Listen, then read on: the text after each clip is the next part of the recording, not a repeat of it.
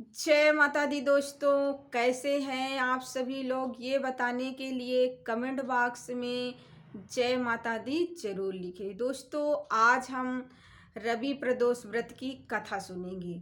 मार्च महीने के प्रदोष व्रत यानी कि 1 मार्च को पड़ रहा है प्रदोष व्रत।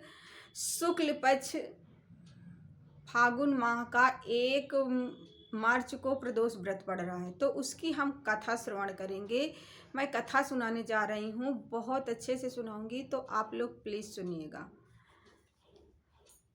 तो चलिए दोस्तों, कथा स्टार्ट करते हैं। जिस किसी ने अभी तक हमारे चैनल को सब्सक्राइब नहीं किया है, चैनल पे पहली बार आए हैं, नए आए हैं, तो प्लीज़ चैनल को सब्सक्राइब करें।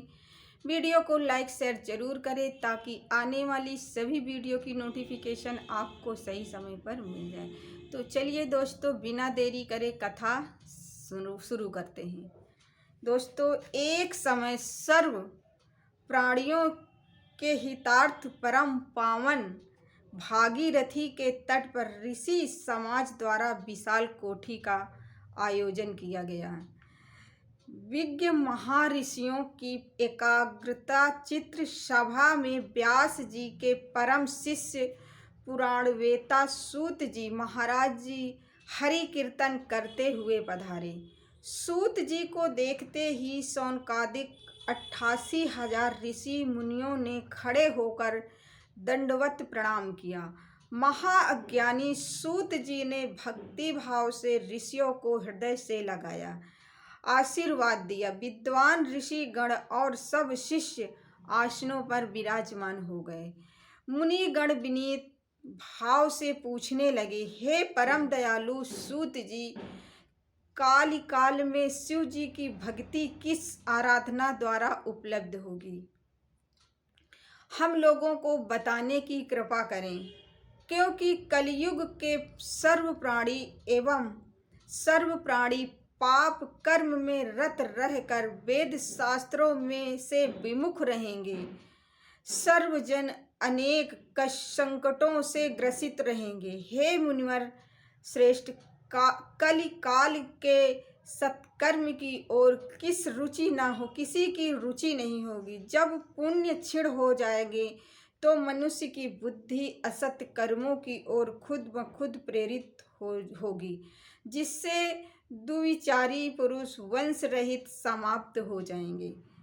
इस अखिल भूमंडल पर जो मनुष्य ज्ञानी होकर ज्ञान की शिक्षा नहीं देता, उस पर परम पिता परमेश्वर कभी प्रसन्न नहीं होते। हे महामुनि, ऐसा कौन सा उत्तम व्रत है जिससे मनवांछित फल की प्राप्ति हो? कृपया करके बताइए। ऐसा सुनकर दयालु हृदय श्री सूत जी कहने लगे, हे श्रेष्ठ मुनियों तथा शौनकादिक जी, आप सभी धन्यवाद के पात्र हैं। आपके विचार सराहनीय हैं एवं प्रशंसनीय हैं। आप वैष्णव अग्रवा हैं, क्योंकि आपके हृदय में सदा परहित की भावना है। इसीलिए हे शौनकादिक ऋषियों, सुनो, मैं उस व्रत को तुमसे कहता हूँ जिसके करने से सब पाप नष्ट हो जाते हैं। धन वृद्धि कारक, दुख विनाशक, सुख प्राप्त कराने वाला, संतान देने वाला, मनवांछित फल प्राप्ति कराने वाला यह व्रत तुमको सुनाता हूँ, जो किसी समय भगवान शंकर जी ने सती जी को सुनाया था। उनसे प्राप्त यह परम श्रेष्ठ उपदेश मेरे पूज्य गुरु जी ने मुझे सुनाया था, जिसे आपको समय पाकर शुभ बेला में मैं आपको सुनाता हूँ। बोलो उमापति शंकर भगवान की जय। श्री सूत जी बोले, मनुष्य आयु वृद्धि स्वास्थ्य लाभ हेतु रवि त्रयोदशी व्रत करें।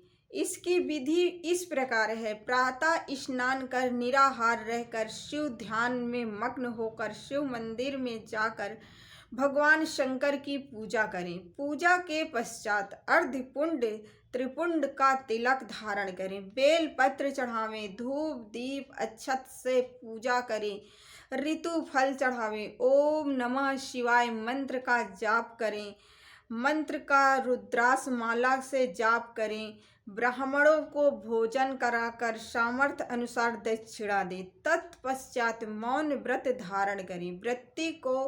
व्रती को सत्य भाषण करना आवश्यक है।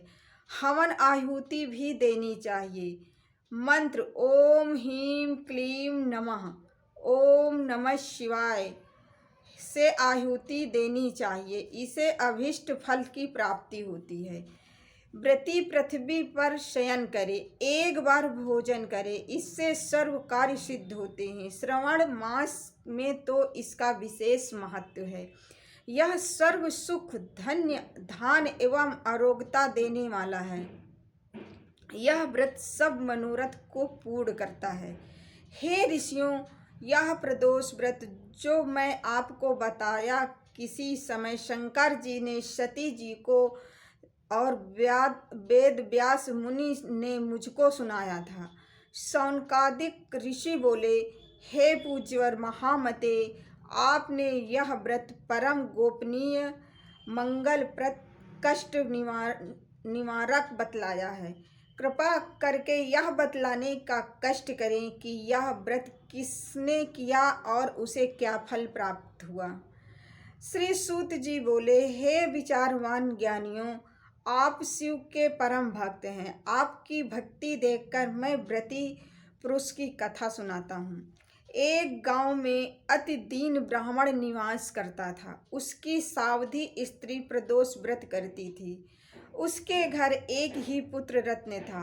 एक समय का जिक्र है कि वह पुत्र गंगा स्नान करने के लिए दुर्भाग्यवश मार्ग में चोरों ने उसे घेर लिया और वह कहने लगा कि हम तुझे मारेंगे, नहीं तो तू अपने पिता का गुप्त धन बतला दे।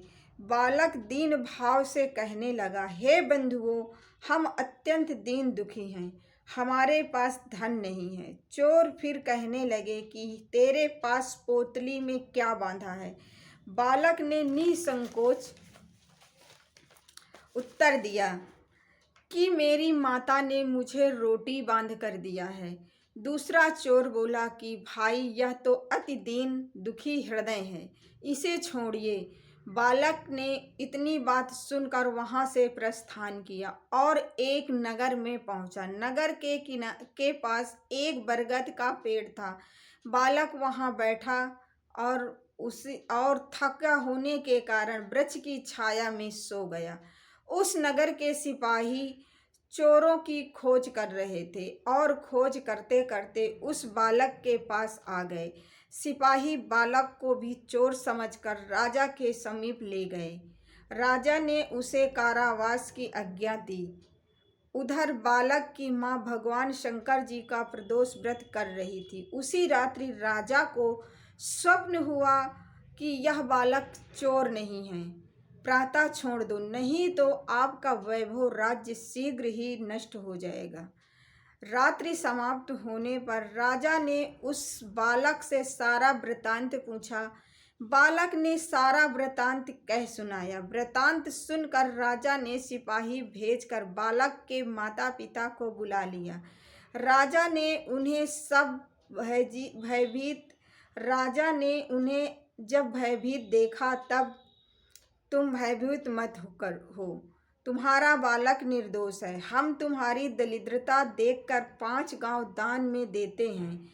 शिव की दया से ब्राह्मण के आनंद होने लगे। इस प्रकार जो कोई इस व्रत को करता है उसे आनंद प्राप्त होता है। शौनकादिक ऋषि बोले, हे दयालु, अब कृपा करके सोम त्रयोदशी व्रत सुनाइए। तो दोस्तों, ये थी रवि त्रयोदशी व्रत की कथा जो मैंने आपको पूरे विस्तार से सुनाया है। तो आप सभी लोग 1 मार्च को दिन रविवार पड़ रहा है, शुक्ल पक्ष की त्रयोदशी है, तो आप लोग व्रत जरूर रहें और कथा जरूर सुनें।